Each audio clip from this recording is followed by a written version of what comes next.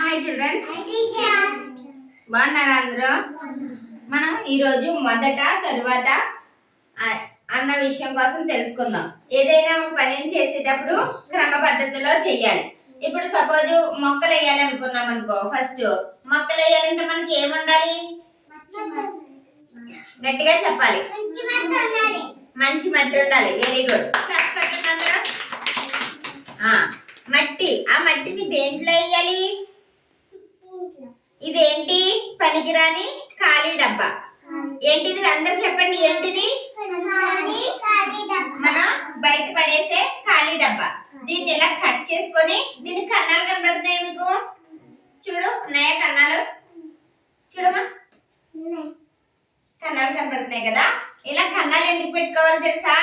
మనం ఈ మట్టిని ఇప్పుడు ఇంట్లో వేస్తాం కదా, మనం నీళ్ళు వేసినప్పుడు ఆ నీళ్లు కావలసినంత తీసుకొని మిగిలింది బయట పోవడానికి ఈ కన్నాలు పెట్టుకోవాలి. ఇప్పుడు ఇలా కన్నాలు పెట్టుకునే డబ్బాలో ఇప్పుడు ఏమయ్యాలి చెప్పాలి? మట్టి. మట్టి వేసిన తర్వాత మరి ఇంకేమయ్యాలి దాంట్లో మొక్కలు రావాలంటే? అందరు చెప్పండి, ఏమేస్తే మొక్కలు వస్తాయి? విత్తనాలు. మనం ఏ మొక్కలు పెంచాలనుకుంటున్నామో, ధనియాల గింజలు, లేకపోతే ఇంటికి వాము, లేకపోతే మెంతులు, ఏదైనా సరే మనం ఏ మొక్కలను పెంచాలనుకుంటున్నామో ఆ మొక్కల విత్తనాలని ఆ మట్టిలో మనం వేయాలి. ఆ మట్టిలో వేసిన తర్వాత ఏం చేయాలి? ఏమేయాలి?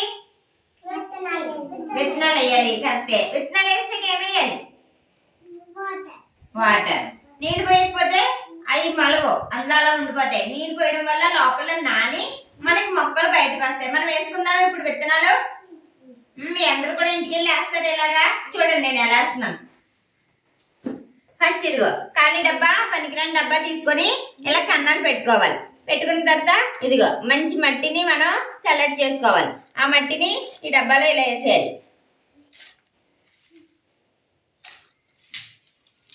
వేస్తారా మీరు ఇంటికి వెళ్ళిన తర్వాత?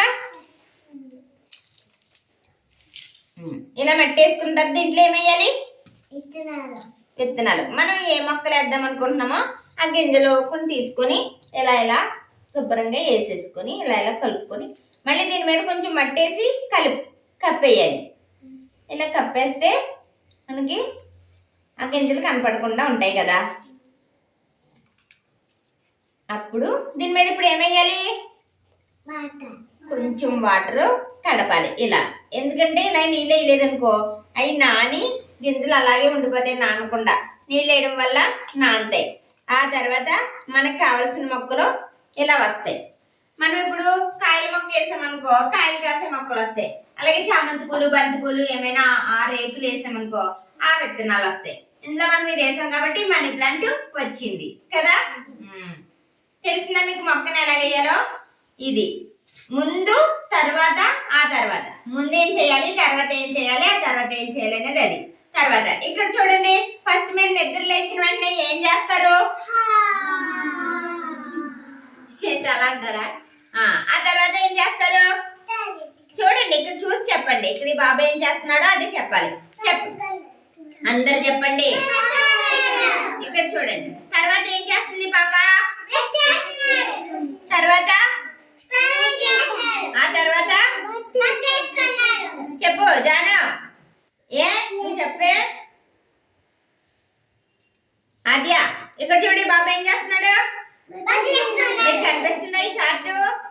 నేను అడిగిన చెప్పండి. ఆనందిక, ఈ బాబా ఏం చేస్తుంది?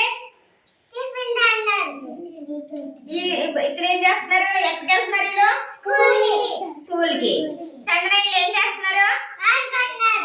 మళ్ళీ ఏం చేస్తున్నారు? బొజ్జున్నారు.